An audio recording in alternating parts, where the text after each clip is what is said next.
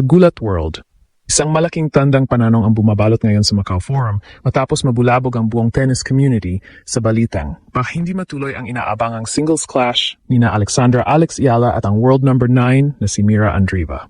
Ang balitang ito ay sadyang nakakagulat dahil kagabi lamang ay napilitan si Alex na harapin ang dalawang lalaking ATP stars matapos i-anunsyo na si Andreeva ay may karamdaman at hindi makakapaglaro sa mixed doubles.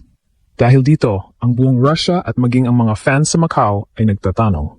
Sapat na ba ang ilang oras na pahinga para gumaling ang two-time champion na si Andreeva o tuluyan na bang mapapalaban si Alex sa isa na namang last-minute opponent? Ang tapatang ito ay tinuturing na main event ng MGM Macau Masters dahil ito ang rematch ng kanilang 2022 US Open Finals. At ang bawat sandali ng paghihintay ay sadyang nakakatindig balahibo para sa mga taga-suporta ng ating Pinay Pride. Si Alex Ayala ay pumasok sa Macau bitbit ang kanyang 33rd Southeast Asian Games Gold Medal.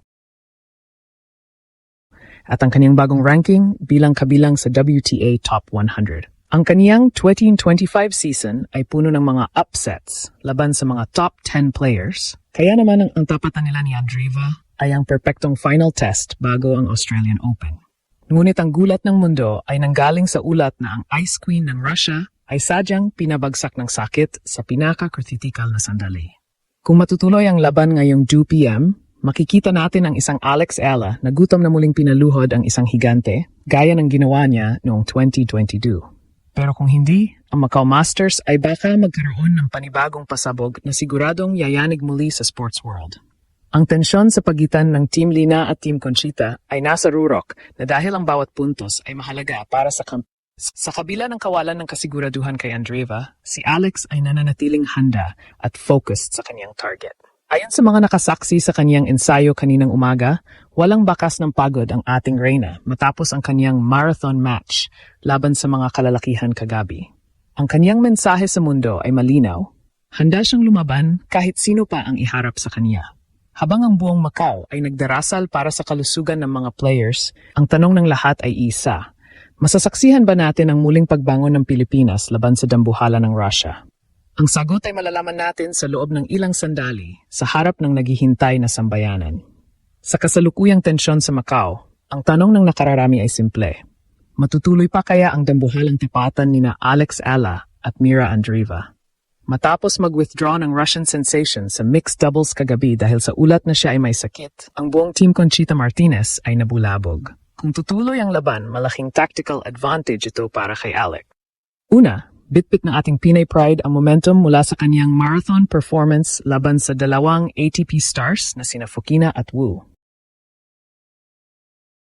Ikalawa, kung hindi 100% ang kondisyon ni Andreeva, ang kanyang kilalang defensive style, kung saan kailangan niyang habulin ang bawat bola, ay siguradong magkakaroon ng lamat. Si Alex, nasariwa pa mula sa kanyang SEA Games Gold Medal at bagong ranking sa WTA Top 50, ay handang-handa na gamitin ang kanyang agresibong lefty strokes upang pagurin ang Russian star na tila pinabagsak ng karamdaman sa pinaka-crucial na sandali ng tournament.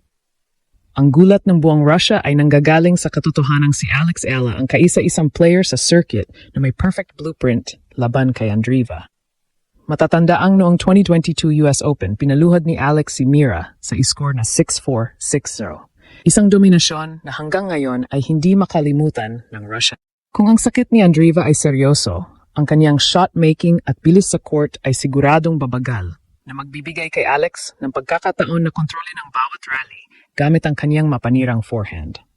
Sa ilalim ng gabay ni Team Captain Lina, ang stratehiya ay malinaw. Pilitin si Andreeva na gumalaw ng husto at huwag itong bigyan ng pagkakataon na makahinga sa loob ng court. Ang Macau Masters ay hindi lang naging exhibition. Ito ay naging isang survival of the fittest, kung saan ang kalusugan ni Andreeva ang magdidikta ng kapalaran ng Team Conchita. Dahil sa kawalan ng kasiguraduhan, ang MGM Macau ay punong-puno ng espekulasyon.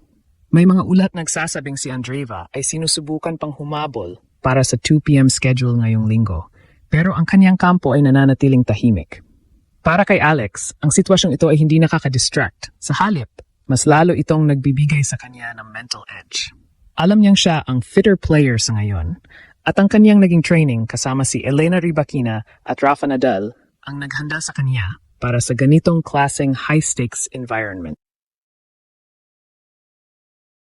ang tingin sa Macau. Hindi lang para sa score, kundi para makita kung sapat na ba ang lakas ng isang may sakit na world number 9 upang pigilan ang rumaragasang Pinay Pride na determinadong isara ang kanyang historic 2025 season nang may isa pang dambuhalang tagumpay. Sa gitna ng lumalalang espekulasyon sa Macau Forum, ang atensyon ng lahat ay nakatuon na ngayon sa medical bulletin ng tournament officials. Ang posibilidad na hindi makapaglaro ang world number 9 na si Mira Andreeva ay nagdulot ng malaking kalituhan, hindi lang sa Team Conchita, kundi maging sa mga fans na nagmula pa sa iba't ibang panig ng Asia para lang masaksihan ang rematch na ito. Kung sakaling hindi nga matapak sa court si Andreeva, usap-usapan na sa Macau na baka isang legendary substitution ang maganap o kaya naman ay isang exhibition match laban sa isa pang top-tier player ang ihanda para kay Alex. Ay nanggagaling sa katotohanan sa kabila ng kanyang murang edad, si Andreeva ay tila nakaramdam ng matinding pressure o pagkapagod matapos ang kanyang breakout year na may mga titulo sa Dubai at Indian Wells.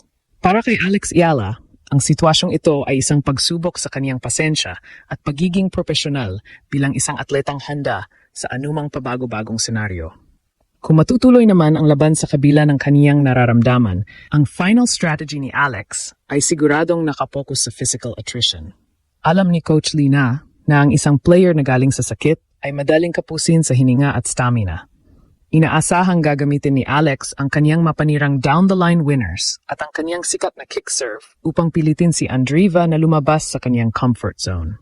Ang bawat rally ay gagawing marathon ni Alex upang masubukan ang tunay na lakas ng Russian star.